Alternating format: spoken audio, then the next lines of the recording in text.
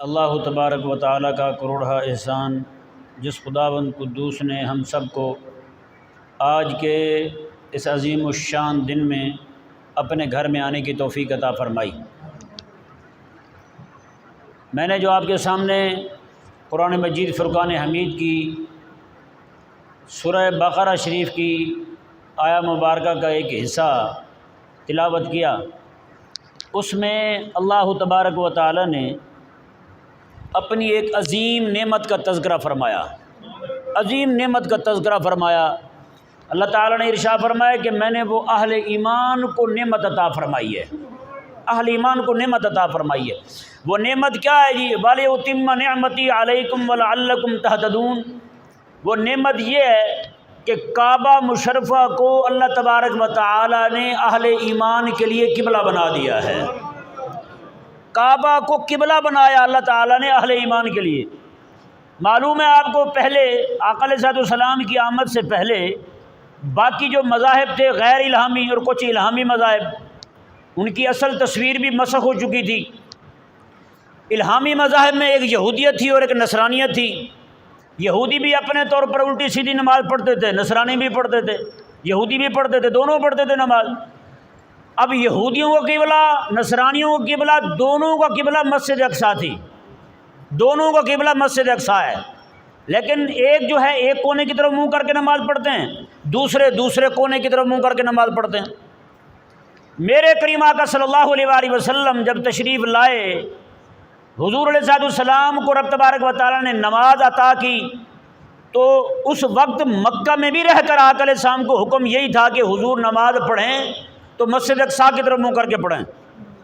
اور میرے آقا صلی اللہ علیہ وآلہ وسلم مسجد اقصیٰ میں ایسے طور پر کھڑے ہوتے تھے کہ کعبے کو بھی پشت نہ ہو، کعبے کی طرف بھی منہ ہو جائے اور سامنے مسجد اقصیٰ بھی ہو جائے۔ یعنی مکہ مکرمہ میں رہ کر ایسی سمت میں حضور کھڑے ہوتے، حضور کے صحابہ ایسی سمت میں کھڑے ہوتے، وہیں پہ کھڑے ہو کے کعبے میں، مکے میں کھڑے ہو کر، مطاف میں کھڑے ہو کے نماز پڑھتے۔ منہ جو ہے وہ کعبے کی طرف بھی ہو جاتا، سامنے مسجد اقصیٰ بھی ہوتی، دونوں کی طرف منہ ہو جاتا۔ مدینہ منورہ آقا علیہ السلام تشریف لائے، 16 مہینے کچھ دن بنتے ہیں، آقا علیہ السلام نے مسجد اقصیٰ شریف کی طرف منہ کر کے نماز ادا کی۔ دوسرے پارے کی پہلی آیہ مبارکہ سے لے کر آخر تک 2 رکوع تقریباً یہی مضمون بیان کیا خلاق کائنات نے۔ میرے آقا صلی اللہ علیہ وآلہ وسلم نماز پڑھا رہے ہیں، مسجد قبلتین ہے، اسی میں کھڑے ہوئے میرے آقا علیہ السلام نماز میں حضور بار بار آسمان کی طرف دیکھتے ہیں، حالت نماز میں حضور بار بار آسمان کی طرف دیکھتے ہیں۔ خلاق کائنات نے جبریل امین علیہ السلام کو بھیجا، ساتھ نئی یہ بات بھی بیان کر دی وحی میں حبیب پیارے، ہم تیرا بار بار چہرہ آسمان کی طرف اٹھنا وحی کے انتظار میں ہم دیکھ رہے ہیں، ہم آپ کو دیکھ رہے ہیں، آپ ہماری وحی کو دیکھ رہے ہیں جی۔ پھر اللہ تبارک و تعالیٰ نے حکم دے دیا، فَلَنُوَلِّيَنَّكَ قِبْلَةً تَرْضَاهَا، فرمایا حبیب پیارے ہم بھی آپ کو اسی طرف پھیر دیں گے، وہی آپ کا قبلہ بنا دیں گے جو آپ کو پسند ہوگا، جو آپ کو پسند ہوگا اسی کو ہم قبلہ بنا دیں گے۔ خلاق کائنات نے حبیب کریم علیہ السلام کی چونکہ پسند یہی تھی کہ کعبہ قبلہ بنے ہمارا۔ کیوں؟ کعبہ بنایا تھا ابراہیم علیہ السلام نے، اور میرے آقا علیہ السلام کے دادا جان حضرت اسماعیل علیہ السلام نے، دونوں نے مل کر کعبے کو تعمیر کیا تھا۔ اور مزے کی بات اگلی یہ ہے، مکہ میں حضور پیدا ہوئے تھے اور یہی کعبہ تھا کہ کعبہ مشرفہ جب تعمیر ہوا، اس کی تعمیر کے بعد ابراہیم، چونکہ جو بندہ کام کرتا کہیں پہ بعد میں کچھ مانگتا ہے نا وہ دیں جی، مستری کام کرے گا آخر میں اپنی اجرت مانگے گا، مزدور مزدوری کرے گا آخر میں مزدوری مانگے گا۔ لیکن قربان جائیں ابراہیم علیہ السلام رب کے پاک پیغمبر کی شان پر، انہوں نے رب کا گھر کعبہ بنا دیا۔ کعبہ بنانے کے بعد رب نے فرمایا ابراہیم مانگ، کہنے لگے مولا اگر دینا ہے تو پھر نبیوں کا امام دے دے، نبیوں کا امام دے دے۔ میرے آقا صلی اللہ علیہ وآلہ وسلم چونکہ حضور کی ذات کو مانگا تھا ابراہیم علیہ السلام نے، کہاں پہ کھڑے ہو کے؟ کعبہ کی تعمیر کے بعد۔ تو حضور کا دل چاہتا تھا کہ کیوں نہ میرا قبلہ وہی کعبہ ہی بنے، وہی کعبہ میرا قبلہ بنے جہاں پہ کھڑے ہو کے میرے میلاد کی دعا مانگی تھی ابراہیم علیہ السلام، جی۔ اللہ اکبر کبیرہ۔ حضرت ابراہیم علیہ السلام کی دعا کو خلاق کائنات نے شرف قبولیت عطا فرمائی۔ اب یہاں پہ ذرا روک کے ذرا تھوڑی سی میں اور اپنی اور آپ کی اصلاح کے لیے ایک بات عرض کروں۔ ابراہیم علیہ السلام نے دعا مانگی، مولا نبی آخر الزماں بھیج۔ دعا مانگنے والے کون ہیں؟ نبیوں کے امام، جد الانبیاء کہا جاتا ہے ان کو، انبیاء کے ابو الانبیاء کہا جاتا ہے، کیونکہ ان کے دو شہزادے، ایک شہزادی ابراہیم اسحاق علیہ السلام، دوسرے اسماعیل علیہ السلام۔ اسحاق علیہ السلام کی اولاد میں 70,000 نبی تشریف لائے۔ کتنے نبی آئے؟ 70,000 نبی تشریف لائے اسحاق علیہ السلام کی اولاد میں۔ تو سارے بنی اسرائیل جو ہیں حضرت اسحاق کی اولاد میں آ رہے ہیں، اور حضرت اسحاق کون ہے؟ ابراہیم علیہ السلام کے بیٹے ہیں۔ اتنے بڑے نبی، اتنے نبیوں کے باپ اور امام الانبیاء کے دادا جان دعا مانگے، مولا کعبہ میں نے بنا دیا ہے، اب اس کو آباد کرنے والا نبیوں کا امام بھی بھیج دے۔ یہ دعا مانگی ابراہیم علیہ السلام نے۔ کیا خیال ہے ابراہیم علیہ السلام کے زمانے میں حضور تشریف لائے؟ ان کے بیٹے اسماعیل علیہ السلام کے زمانے میں، اور اسحاق علیہ السلام کی اولاد میں 70,000 نبی آ رہے ہیں۔ تو اس کا مطلب کیا بنتا ہے؟ ابراہیم علیہ السلام دعا کر کے چلے گئے، ان کے جانے کے ہزاروں سال بعد جا کے حضور آ رہے ہیں۔ اور میرے آقا علیہ السلام نے خود فرمایا، آقا علیہ السلام نے، میں آنا دعوت ابراہیم، میں وہ کائنات کے لوگوں جو ابراہیم علیہ السلام نے دعا مانگی تھی مولا نبیوں کا امام دے، وہ دعا میں ہوں، وہ دعا میں ہوں۔ اللہ تعالیٰ نے مجھے بھیجا ہے، میں وہ نبی بن کے آیا ہوں، نبیوں کا امام بن کے آیا ہوں۔ اللہ اکبر کبیرہ۔ تو یہ میرے آقا علیہ السلام کا دل چاہا کہ کعبہ ہی ہمارا قبلہ جو ہے نا بن جائے، کعبہ مشرفہ ہمارا قبلہ بن جائے۔ ہم اس طرح منہ کر کے نماز پڑھتے ہیں، ایک یہودی باتیں کرتے ہیں، کہتے ہیں باقی سارا دین ان کا اپنا ہے، اور منہ آج بھی ہمارے قبلے کی طرف کر کے نماز پڑھتے ہیں۔ اللہ اکبر کبیرہ۔ میرے کریم آقا صلی اللہ علیہ وآلہ وسلم آپ جو ہیں حالت نماز میں جبریل امین علیہ السلام یہ آیات مبارکہ دوسرے پارے کی ابتدائی آیات مبارکہ لے کر کے آ گئے حالت نماز میں، اور نماز میں ہی حکم دیا میرے آقا علیہ السلام کو کہ جتنی نماز ہو چکی ہے ادھر ہو چکی ہے، باقی نماز آپ اس طرح منہ کر کے پڑھیں۔ اللہ اکبر۔ حالت نماز میں میرے آقا علیہ السلام نے، اب آپ کو پتہ ہے مسجد قبلتین جو گئے نا اوپر انہوں نے مصلی دکھایا ہوا ہے، مسجد کعبہ شریفہ اس طرف پڑتا ہے تو مسجد اقصیٰ بالکل اس طرف پڑتی ہے، بالکل اس طرح۔ قربان جانا یار آقا علیہ السلام کی شان پر۔ حالت نماز میں جب آقا علیہ السلام جہاں کھڑے تھے وہاں مقتدی کھڑے، مقتدی آ رہے ہیں، اور جہاں مقتدی کھڑے ہیں وہاں حضور آ رہے ہیں، اور کسی نے یہ نہیں پوچھا نماز میں یا رسول اللہ یہ کیا ہے، نہ حالت نماز میں حضور جس طرف جا رہے ہیں صحابہ بھی چلے جا رہے ہیں، صحابہ بھی چلتے جا رہے ہیں۔ اللہ اکبر کبیرہ۔ میرے آقا صلی اللہ علیہ وآلہ وسلم کو رب تبارک و تعالیٰ نے ارشاد فرمایا وَلِأُتِمَّ نِعْمَتِي عَلَيْكُمْ، میں حبیب پیارے یہ تجھ پر اور تیرے صحابہ پر یہ میں چاہتا ہوں کہ انعام پورا کر دوں۔ وہ انعام پورا کیسے ہوگا؟ اس کعبہ کو ہم آپ کے لیے اور قیامت تک آنے والی آپ کی امت کے لیے قبلہ بنا رہے ہیں۔ قیامت تک آنے والی امت کے لیے رب تبارک و تعالیٰ نے قبلہ بنا دیا، کسے؟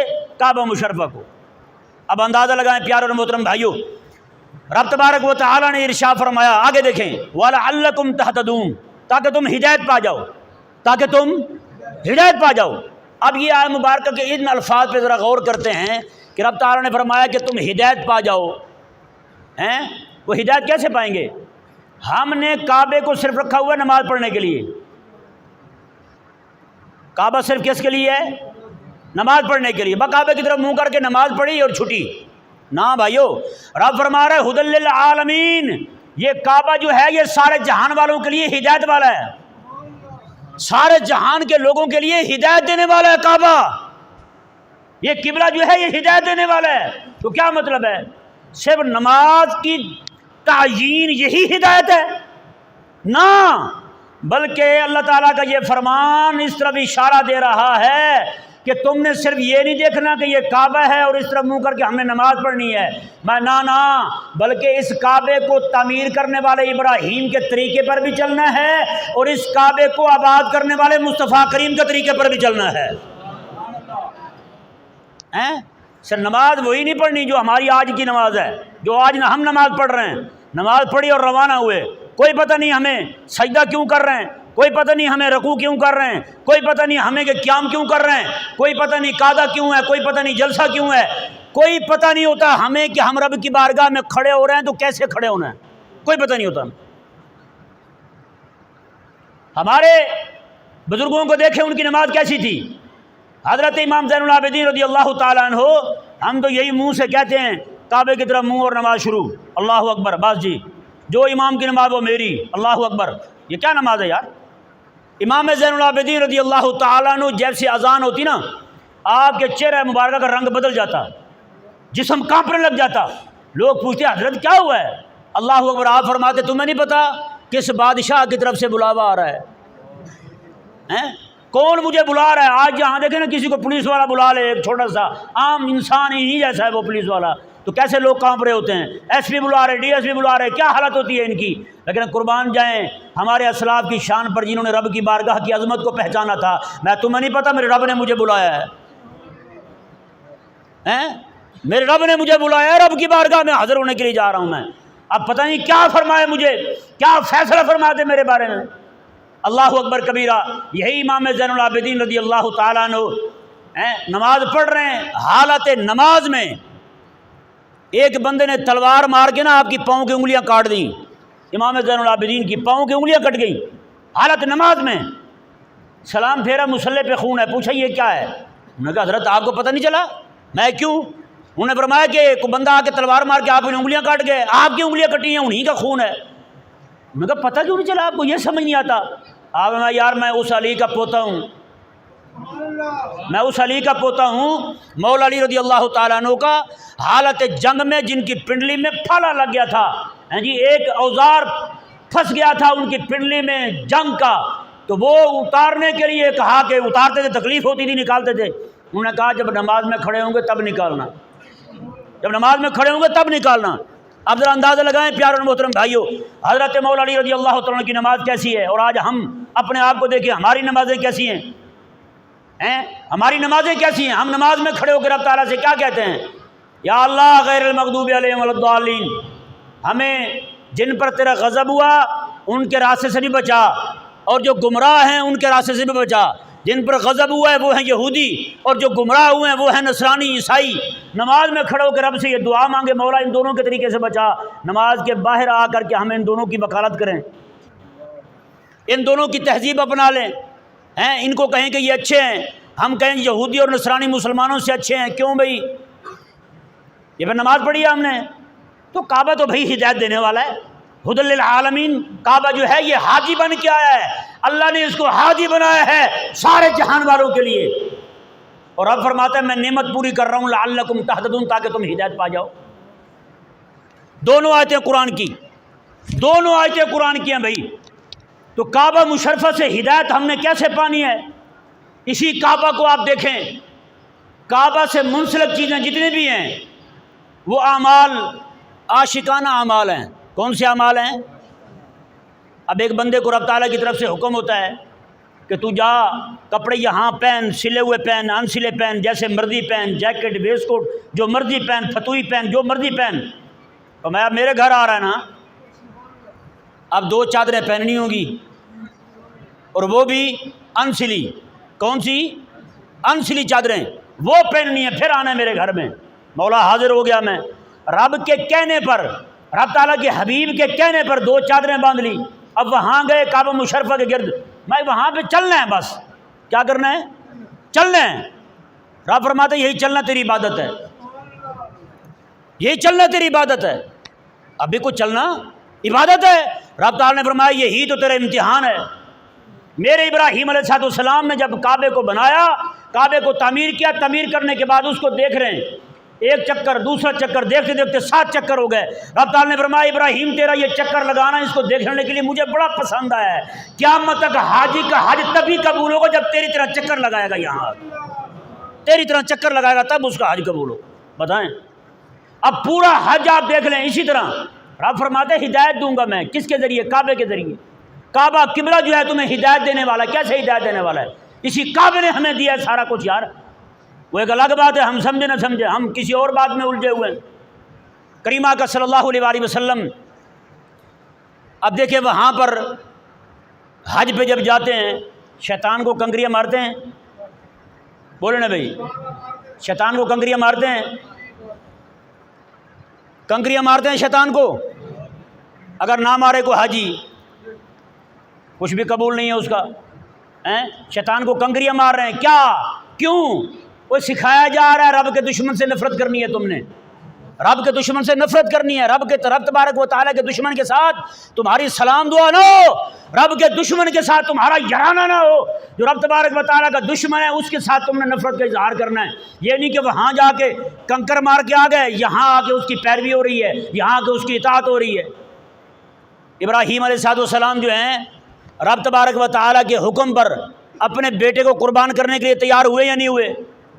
حکم واضح نہیں ہوا، صحیحاً حکم نہیں ہوا، صرف خواب دیکھا ہے کہ رب کے نام پر اپنی پیاری چیز قربان کرو. ابراہیم علیہ السلام بکریاں قربان کر رہے ہیں، اونٹ قربان کر رہے ہیں، پھر خواب آ رہا ہے پیاری چیز قربان کرو. کہا مولا پھر پیاری تو اسماعیل ہی ہے، پیاری تو سب سے تو پھر اسماعیل ہی ہے. اللہ اکبر کبیرہ. ابراہیم علیہ السلام اپنے بیٹے کو لے کر کے آتے ہیں، آ کر کے جناب اپنے بیٹے کے گلے پر چھری رکھ دیتے ہیں. چھری رکھنے کے بعد پھر کیا ہوتا ہے؟ اللہ تبارک و تعالیٰ فرماتا ہے قد صدقت الرؤیا، فرمایا کہ ابراہیم تو نے اپنا خواب سچا کر دیا ہے، تو نے خواب سچا کر دیا ہے. اب بتائیں جی، یہاں بھی شیطان آ رہا ہے، بار بار آ رہا ہے. ابراہیم علیہ السلام کے پاس آیا اور کہا یہ تو خواب ہے، چھوڑو اس کو. آپ کے بیٹے اسماعیل علیہ السلام کے پاس آیا، کہا کہ وہ تجھے پتہ کہاں لے جا رہے ہیں؟ انہوں نے کہا نہیں. کہا تجھے ذبح کرنے جا رہے ہیں. کہا کہ باپ بھی کبھی بیٹے کو ذبح کرے؟ تو کہا اسے رب کا حکم ہوا ہے. تو کہا جا دفع ہو جا، رب کا حکم ہوا تو پھر میں ایک جان نہیں ہزاروں بھی ہوں تو اسماعیل دینے کے لیے تیار ہے. آج کتنے مسلمان ہیں؟ ابراہیم علیہ السلام سچے مومن جن کو رب تبارک و تعالیٰ ان کی عظمت اور شان بیان فرمائے. اتخذ اللہ ابراہیم خلیلا، رب فرمائے میرا یار ہے ابراہیم. آج کا امتی کلمہ پڑھنے والا مصطفیٰ کریم علیہ السلام کا ابراہیم علیہ السلام سگے بیٹے کے گلے پہ چھری رکھ لیں. آج ہم اپنے نفس کے گلے پہ چھری نہیں رکھ سکتے. شیطان نے کہا حضور کی شریعت اتنی نہیں ماننی، ہم نے کہا ٹھیک ہے. نفس نے کہا اذان ہو رہی ہے، انہوں نے کہا آرام کر سکون کا، ٹھیک ہے جو کوئی نہیں پڑھا رہے کچھ نہیں ہوتا. نفس کی پیروی کی ہم پڑھے رہے، نفس کی اطاعت کرتے رہے، ہم ایک ایک بات مانی ہم نے نفس کی. ہفتے کے بعد مسجد کا منہ دیکھا، کئی وہ ہیں سال کے بعد منہ دیکھتے ہیں، عید والے دن آتے ہیں، عید والے دن مسجد میں آ گئے، ہاں جی ہم بھی آ گئے ہیں، زور سے کھنگورے ماریں گے. 100 روپے مولوی صاحب میری طرف سے بھی آپ کو قبول ہو، لوگوں کو پتہ چلے کہ حاجی صاحب آ گئے ہیں مسجد میں. تو بھائی نفس ابراہیم علیہ السلام کے پیروکار ہیں. ہم نے کعبے کو قبلہ مانا ہے تو پھر ہم نے اسے ہادی بھی ماننا ہے. جو کچھ وہ بتائے گا، جو کچھ وہاں سے آئے گا وہ ہم نے لینا ہے. کعبہ ہدایت دینے والا، کیا مطلب؟ کعبہ بنایا ابراہیم نے تو تہذیب بھی پھر وہی اپنانی پڑے گی ہمیں جو ابراہیم دے کے گئے ہیں. کون سی تہذیب لینی پڑے گی؟ ابراہیم علیہ السلام والی تہذیب لینی پڑے گی جو حضرت سیدنا ابراہیم علیہ السلام نے تہذیب دی ہے. ابراہیم علیہ السلام کی تہذیب کیا ہے؟ میرے کریم آقا علیہ السلام نے، حضور نے ارشاد فرمایا، 7-10 سنتے حضور نے فرمایا یہ میرے ابا جان ابراہیم علیہ السلام کا طریقہ مبارکہ میں سے ہیں جو اللہ تبارک و تعالیٰ نے تم پر بھی لازم کی ہیں.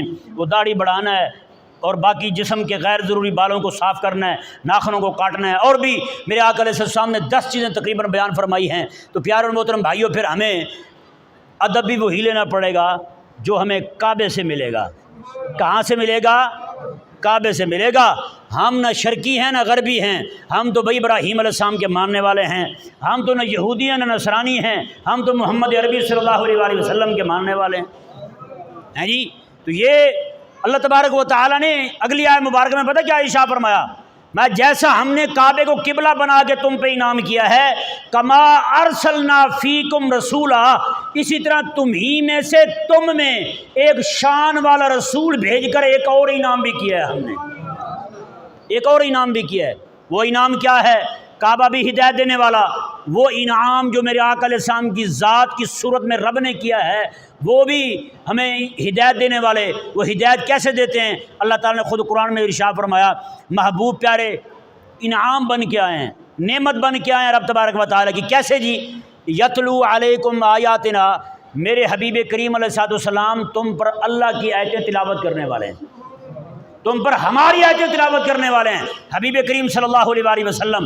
اور آگے کیا فرمایا؟ اب دیکھیں جی، قرآن کی تلاوت کرنا کس کا شان ہے؟ امام الانبیاء کا. کس کا شان ہے؟ امام الانبیاء کا سب سے پہلے قرآن کس نے تلاوت کیا؟ میرے آقا علیہ السلام نے، حضور سے سن کے صحابہ نے، پھر تابعین نے، پھر تبع تابعین نے، چلتا چلتا آج ہم تک پہنچا ہے۔ بتائیں جو بندہ قرآن کا قاری ہو، قرآن کا حافظ ہو، وہ گھٹیا ہو سکتا ہے؟ آج پھر ہمارے ذہن میں یہ بات کیوں آئی جو قرآن کا حافظ ہو، قرآن کی خدمت کرنے والا ہو، مدرسہ چلانے والا ہو، مدرسے میں پڑھنے والا ہو، وہ گھٹیا ہوتے ہیں؟ اس کا مطلب یہ ہے کہ قرآن کچھ اور کہہ رہا ہے، ہم کچھ اور کہہ رہے ہیں۔ خلا کے کائنات نے ارشاد فرمایا، جی دیکھیں، یتلو علیکم آیاتنا، ہمارے حبیب ہماری آیتیں تم پر تلاوت کرتے ہیں، ویزکیکم، اور تمہیں پاک صاف ستھرا کرتے ہیں۔ حبیب کریم علیہ الصلوۃ والسلام کیسے؟ خصائل رذیلہ سے، ہیں جی، ایسے اوصاف تمہارے اندر سے نکالتے ہیں جو اللہ کی بارگاہ میں کھڑے ہونے سے تمہیں روکتے ہیں۔ حبیب کریم علیہ الصلوۃ والسلام تمہیں ایسا پاک فرماتے ہیں، ایسا تمہارا تزکیہ فرماتے ہیں، تمہیں ایسا پاک کرتے ہیں، تمہیں ایسے آداب سکھاتے ہیں کہ تم بتوں کے سامنے پڑے تھے، میرے حبیب نے تمہیں ادب سکھایا، تم رب کی بارگاہ میں کھڑے ہونے کے لائق ہو گئے، رب کی بارگاہ میں کھڑے ہونے کے لائق ہو گئے۔ ایسے میرے حبیب کریم علیہ الصلوۃ والسلام نے تمہاری تربیت فرمائی ہے۔ اب دیکھیں، یہ ادب ہی ہے، یہ وہ ادب ہے جس سے ہم کوسوں دور جا چکے ہیں، یہ وہ آداب ہیں جن کا نہ ہمارے بڑوں کو پتہ ہے نہ چھوٹوں کو پتہ ہے۔ مثال کے طور پر میں آپ کے سامنے کچھ چیزیں رکھتا ہوں۔ ہمارے ہاں کھانا جب کھلانے لگیں، چھوٹے بھی بیٹھے ہوں بڑے بھی بیٹھے ہوں، پہلے ہاتھ کس کو دھلائے جائیں؟ یہ بڑی ادب والی بات ہے۔ ہر ایک کے ذہن میں یہی آئے گا کہ پہلے بڑے کے ہاتھ دھلوائے جائیں، لیکن بڑے کے ہاتھ دھلوانا یہ بے ادبی ہے۔ کیوں؟ وجہ یہ ہے کہ کھانا سامنے پڑا ہوا ہے، بڑے کے ہاتھ دھلوائیں گے، ہاتھ دھو کے وہ چھوٹوں کا انتظار کرتے رہیں گے ان کے ہاتھ دھلیں تو کھائیں۔ نہیں سمجھ آیا مسئلہ؟ تو پہلے ہاتھ کس کے دھلوائے جائیں؟ چھوٹوں کے، کھانا کھانے سے پہلے، بعد میں ہاتھ بڑوں کے دھلوائے جائیں تاکہ انہیں انتظار نہ کرنا پڑے۔ اچھا کھانا کھا لیں، اب ہاتھ پہلے کس کے دھلوائیں؟ بڑوں کے، بعد میں چھوٹوں کے ہاتھ دھلوائیں۔ حضرت سیدنا شیخ الامام عبد القادر الجیلانی رضی اللہ تعالیٰ عنہ، آپ کی بڑی شان وراء البراء ہے، لیکن ہم نے ان کا تعارف صرف 11ویں سے حاصل کیا ہے۔ اس کے علاوہ ہمیں غوث پاک رضی اللہ تعالیٰ عنہ کی نہ راتوں کا پتہ ہے، نہ ان کے دنوں کا پتہ ہے، نہ ان کے کام کا پتہ ہے، نہ ان کی غیرت ایمانی کا پتہ ہے، نہ ان کی احیاء دین کے لیے، غلبہ دین کے لیے ان کی جو جد و جہد ہے ہمیں اس کا پتہ ہے، کوئی پتہ نہیں ہے ہمیں۔ حضرت سیدنا شیخ الامام عبد القادر جیلانی رضی اللہ تعالیٰ عنہ، آپ اپنے شاگرد کے ہاں تشریف لے گئے، ان کے شاگرد تھے، ان کا بھی مدرسہ تھا آگے، بہت بڑا مدرسہ تھا، جامعہ تھا بہت بڑا۔ آپ گئے وہاں ملنے کے لیے، بیٹھے، سلام دعا ہوئی، ان کا شاگرد آیا، ان کا آگے شاگرد، ان کے شاگرد کا شاگرد چھوٹا بچہ تھا، وہ آیا برتن لے کے ہاتھ دھلوانے کے لیے، اس نے سب سے پہلے ہاتھ چھوٹوں کے دھلوائے، بعد میں آپ کی طرف آیا۔ کچھ لوگ بیٹھے اعتراض کرنے لگے کہ دیکھو اس کو اتنا پتہ نہیں ہے، بچے کو تربیت نہیں ہے کہ پہلے بڑوں کے ہاتھ دھلواتے ہیں بعد میں چھوٹوں کے دھلواتے ہیں، اس نے پہلے بچوں کو دھلوا دی اور غوث اعظم بیٹھے ہوئے ہیں ان کے ہاتھ بعد میں دھلوا رہا ہے۔ اللہ اکبر کبیرہ۔ حضرت سیدنا شیخ الامام عبد القادر الجیلانی رضی اللہ تعالیٰ عنہ ارشاد فرمانے لگے، فرمایا کہ ادب یہی ہے جو اس بچے نے کیا ہے۔ آپ نے بڑی داد دی اس بچے کو، بڑی تحسین فرمائی اس بچے کی، فرمایا کہ کمال ادب سیکھا اس بچے نے۔ اب دیکھیں مثال کے ایک اور بات بتاتا ہوں آپ کو میں، کوئی بچہ جو ہے اپنے ابا کے ساتھ چل رہا ہے، دونوں جا رہے ہیں باپ بیٹا، بیٹا کس طرف چلے؟ اپنے ابا کی کس جانب چلے بیٹا؟ یہ ادب ہے؟ یہ وہ باتیں ہیں جو ہمیں سے ہر ایک بندے کو آنی چاہیے۔ شاگرد اپنے استاد کے ساتھ چل رہا ہے، مرید اپنے شیخ کے ساتھ چل رہا ہے، شیخ کامل کے ساتھ چل رہا ہے، تو کس طرف چلے؟ ہم کہیں گے جی پیچھے چلے یا پھر بائیں جانب چلے، یہی ہے نا، لیکن اسے دائیں جانب چلنا چاہیے۔ کس طرف چلنا چاہیے؟ دائیں جانب چلنا چاہیے۔ دائیں جانب اس لیے چلنا چاہیے کیونکہ یہ جا رہا ہے بطور خادم کے۔ کس طور پہ جا رہا ہے؟ بطور خادم کے جا رہا ہے، میں جی حضرت کا خادم ہوں، اپنے ابا کا نوکر ہوں، اپنے استاد کا شاگرد ہوں، اپنے شیخ کا میں مرید ہوں، تو خادم کے طور پر جا رہا ہے۔ جب کیونکہ انہیں حاجت پڑ سکتی ہے کوئی شے اٹھانے کی، کوئی چیز نیچے سے پکڑنے کی، تو ظاہری بات ہے کوئی چیز پکڑنے کے لیے اپنا دایاں ہاتھ جھکائیں گے نا نیچے، تو اس لیے اس کو اسی طرف ہونا چاہیے۔ جب بھی وہ کوئی چیز دیکھیں اٹھانے کے لیے، ان کے جھکنے سے پہلے یہ جھک کے اس چیز کو اٹھا لیں۔ خدمت کریں. یہ آداب جو ہے نا یہ ہمارے گھروں سے رخصت ہو گئے. یہ وہ چیزیں تھیں جو آج ہم میں نایاب ہو گئی. یہ وہ چیزیں تھیں جو ہمیں سیکھنی ضروری تھی. آج یہ بڑا جملہ مشہور بولا جاتا ہے کہ پہلی درسگاہ جو ہے نا وہ ماں ہے، ماں کی گود ہے نا. پہلی درسگاہ ماں کی گود ہے اگر ماں عبد القادر جیلانی کی ماں جیسی ہو. زور سے کہیں نا سبحان اللہ. نہیں ذرا سارے مل کے کہیں ماں عبد القادر کی ماں ہو، اس جیسی ماں ہو، تقوی شعار ہو، جو جناب سارا دن ٹی وی پہ ساری رات ٹی وی پہ غیر مردوں کو دیکھنے والی نہ ہو. ایسی ماں جو ہے وہ آداب سکھائے گی اپنے بیٹے کو، وہ اخلاق سکھائے گی اپنے بیٹے کو. ہمارے ہاں مائیں ہوتی تھی، اب بھی خال خال گھروں میں ہیں بوڑھی عورتیں نیٹ سے پہلے کی. جب سے نیٹ آیا ہے معاملہ سارا جو ہے نا وہ سیٹ نہیں رہا، معاملہ سارا دائیں بائیں ہو گیا ہے. نیٹ کے آنے سے پہلے کی جو اماں تھی نا مائیں، وہ مائیں جو ہیں صبح بچہ روٹی بھی مانگتا تھا نہیں ملتی تھی. کہا بیٹا جب تک میں اپنے رب کا کلام نہ پڑھ لوں روٹی نہیں ملے گی تجھے. ہاں بیٹر ہے. بیٹے کی روٹی لیٹ پکتی تھی، سارا کچھ لیٹ ہوتا تھا. ماں پہلے تہجد سے پہلے اٹھتی، وضو کرتی، تہجد پڑھتی، اپنے لیے نہیں حضور کی ساری امت کے لیے دعا کرتی. اب بتائیں نا وہ جو پرانے بابے بوڑھے اماں پرانیاں ہیں وہ دعا مانگتے ہیں ہر دا خلا تے ہر دی بہر خر دی خیر کہتے نہیں کہتے؟ سب دا بھلا تے سب دی خیر کہتے ہیں. اب بتائیں آج کے نوجوان بھی کہتے ہیں؟ آج کل کے تو کہتے ہیں سارے ڈوب جان، سارے روڑ جان، کوئی نہ بچے میرے تو علاوہ، کل میں ہی چودھری بن کے لگا پھراں ہیں. آج کل تو یہی کہتے ہیں. وہ خواتین کو دیکھ لیں ان کے منہ پہ ایسی دعا ہی نہیں آتی، لیکن قربان جائے میرے کریم آقا علیہ الصلوۃ والسلام ارشاد فرماتے ہیں امت کے لیے دعا کرنا. حضور فرماتے ہیں ربنا اغفر لی ولوالدی وللمؤمنین یوم یقوم الحساب. جو بندہ یہ ایک بار پڑھتا ہے نا میرا اللہ تبارک و تعالی اس کے دور تک ازل سے کیا آدم علیہ السلام سے لے کر اس کے دور تک جتنے مومن اس دنیا سے رخصت ہوئے ہیں میرا اللہ سب کی قبروں میں ایک ایک نور داخل فرماتا ہے اور سب کے نام اعمال میں ایک ایک نیکی درج فرما دیتا ہے. ایک ایک نیکی درج فرماتا ہے.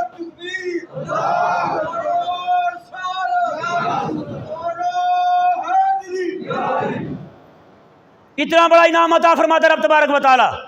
اور اگلی بات دیکھیں میرے آقا علیہ الصلوۃ والسلام ارشاد فرماتے ہیں پھر جب یہ خود فوت ہوگا دنیا سے جائے گا تو اس کے ایک بار ربنا اغفر لی پڑھنے کی مقدار جتنے لوگوں کی قبروں میں نور داخل ہوا تھا ان سب کی تعداد کے برابر اس کی قبر میں رب نور داخل فرمائے گا. اور جتنے مومن اس دنیا سے رخصت ہوئے تھے ان کے نام اعمال میں جو ایک ایک نیکی گئی تھی اس کی وجہ سے اللہ تبارک و تعالیٰ ان سب کی تعداد کے برابر اس کے نام اعمال میں نیکیاں داخل فرمائے گا. بتائیں کتنا بڑا اجر اللہ تبارک و تعالیٰ نے رکھا اس میں، کتنا بڑا انعام رکھا اللہ تعالیٰ نے. یہ وہ دعا ہے جو ہماری بوڑھی مائیں کرتی تھی سب دا بھلا تے سب دی خیر. وہ پیچھا دعا مانگتی تھی پھر اور طریقہ تھا ان کا. وہ کہتی تھی یا اللہ حضور کی ساری امت کی خیر فرما، ان کے صدقے میرے بچوں کی بھی خیر فرما. یہ دعا ہوتی. آج وہ نہیں ہے نہ. وہ اماں جو ہے نا وہ جاتی جا رہی ہیں بس. جیسے جیسے آج یہ 5G آ گیا، آگے جو 4G 5G یہ آ رہے ہیں ویسے ویسے جناب ایسی ایسی خواتین ایسے اخلاق والی ایسے ادب والی مرخصت ہو رہی ہیں. ہمارا نوجوان طبقہ جو ہے وہ ایسے گھوم رہا ہے. ان کے دل جو ہیں آقا علیہ السلام کی امت کے درد سے خالی ہو چکے ہیں. کیوں خالی ہوئے؟ کیوں؟ یہ علماء کے پاس بیٹھا نہیں ہے، اس نے آداب سیکھے نہیں ہیں.